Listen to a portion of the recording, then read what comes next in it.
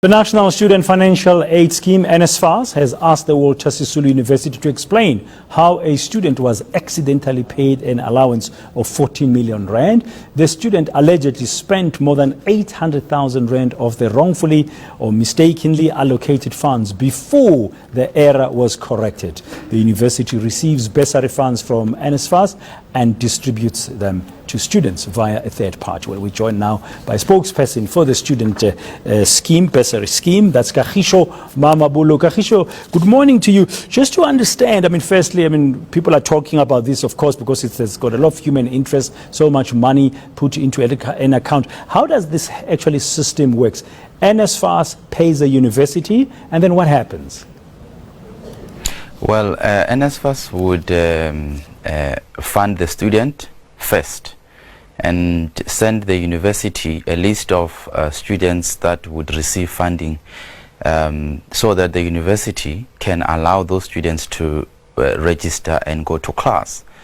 And therefore, after that, it becomes the responsibility of the university to collate all necessary information that came through during registration, such as the number of modules registered, whether the student stays on campus or off campus, whether the student would be requiring books, food, and so forth.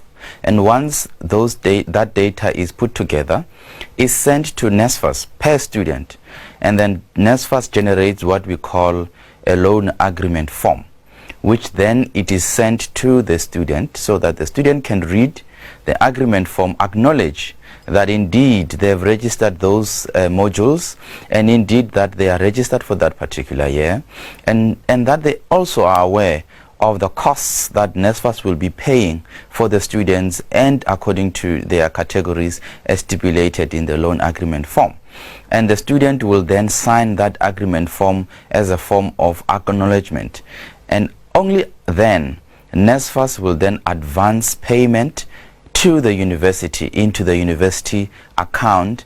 Accompanying that payment will be a remittance report advance that shows that the student should be paid a specific figure categorized according to the student's needs, such as tuition fees, books, accommodation, and so forth.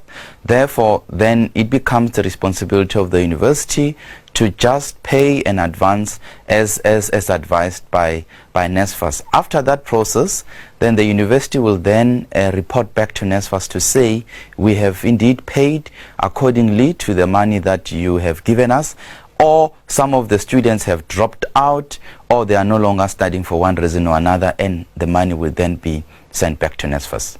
Now, this is a very big error, the 14 million that we're talking about.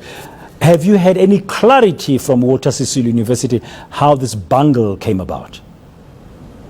Obviously, our management is very concerned simply because we carry in our budget money from our investors, and we are under pressure to really get clarity and get this to the bottom of this matter. We have written to Walter Sisulu and asked them to give us a detailed report, and actually not only just a report but also to say to our students that they are not going to be affected by this 14 million error, and what the university is doing to ensure that this is corrected and it does not repeat itself. We are yet to receive the report from the university management. We understand yesterday they met with the service provider whom they work closely with, and also we understand that they've been in touch with the students to get to the bottom of the matter. Our concern here as NSFAS is that we hope that 14 million that has been paid erroneously, it is not the money that was supposed to be paid to our students who may be going hungry. Well, from what we're understanding, what we're hearing, the reports, which we can't really confirm officially, is that she apparently had spent just over 800,000 rand, and then they've stopped everything else, which means 13.2 million rand is still safe. But what I'm trying to get to the bottom of, whose responsibility in this case would it been? Was it the university that paid the 14 million or someone else, from what you understand, Kagisho? From what we understand, it would have been from the university side, with the arrangement with their third party, which is the service provider. It couldn't have been NSFAS paying that account into the students' account, because the Walter Sisulu University does not utilize NSFAS platform of dispersing money into the student's account, which we call SBox. If that was the case, NSFAS would have dispersed that money directly into the student's account, and which is not the case as we speak.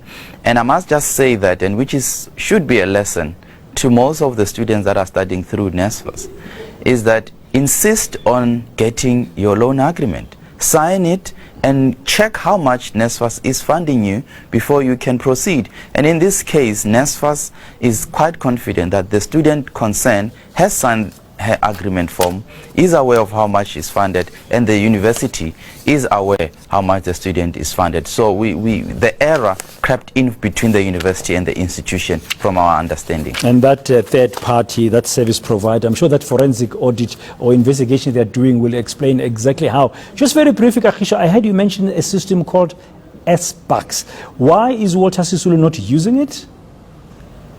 Because the integration of this system and the rolling forward on the centralization of NSFAS requires close collaboration with all the institutions, meaning we invited all the institutions to participate on our SBox. Some universities requested a bit of time in order to prepare their infrastructure for onboarding. It is not as simple as deciding overnight to come on SBox. It means that you have to abandon your disbursement system and you have to go through rigorous training with our IT department to ensure there's synergy and there's linkage. And we understand that Walter Sisulu is in that process of onboarding for SBox system. And experts would avoid such expensive mistakes.